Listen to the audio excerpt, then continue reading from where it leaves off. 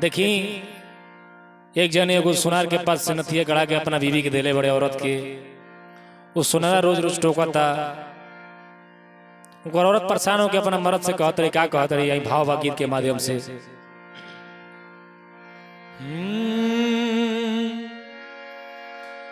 कि रहू चलिला तो टोकेला सुनार सैया जी, रहू चलिला तो टोकेला सुनार सैया जी, कहे नथिया गढ़वला उधार सैया जी, कहे नथिया गढ़वला उधार सैया जी। राह चलिला तो टोकेला सुनार सैया जी, राह चलिला तो टोकेला सुनार सैया जी, काहे नथिया गढ़वला उधार सैया जी, काहे नथिया गढ़वला उधार सैया जी।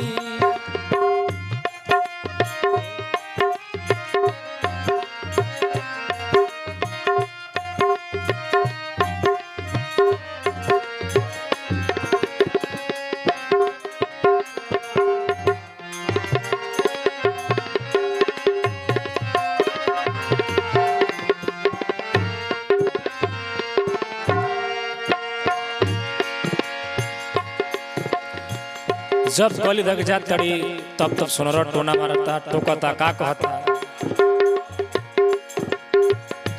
हो चली चाहे रहिया धके चली चाहे गली,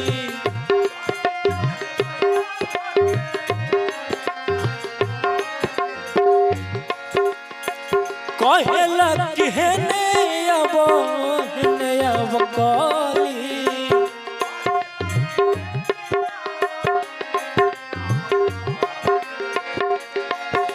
शुभम भैया का कहता सुनी। चल चाहे रहिया धके चल चाहे गली,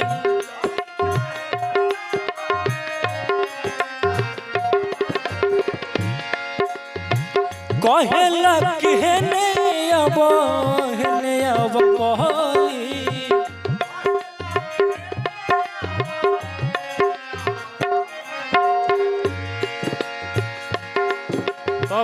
और कहत तड़ी प्यार से बड़ी कहत का कहत तड़ी कि जाति करत होई हमारा से प्यार सैया जी,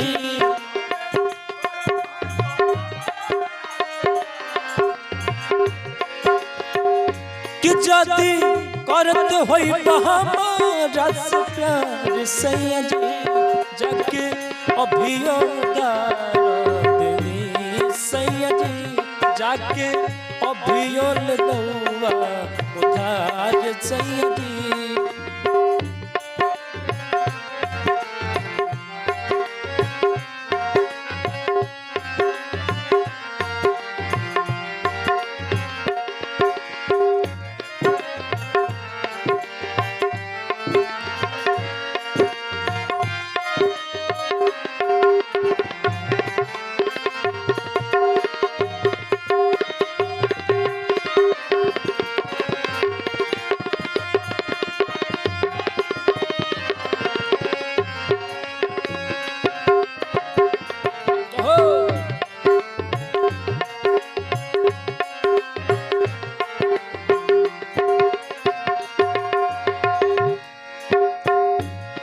और का कहतड़ी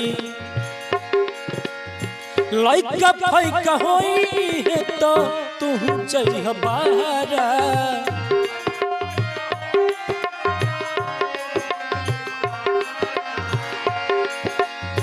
तब नहीं ससुर में लगी बउर हमारा,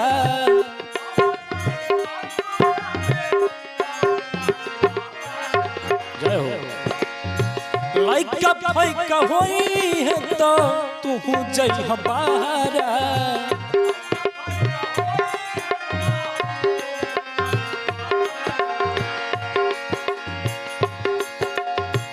तब नहीं बाउर लगी ससुर में हमारा।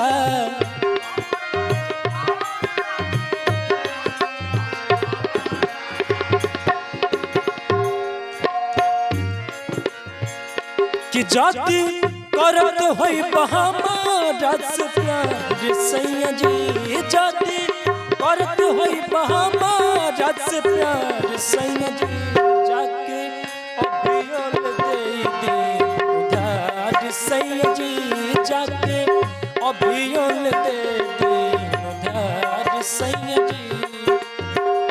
कि राह चलिला तो टोकेला सुना रे सैया जी, राह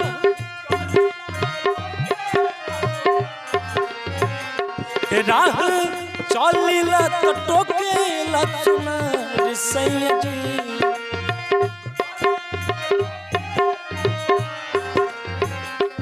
काहे नथिया गड़बला उधार सैया जी, काहे नथिया गड़बला उधार सैया जी।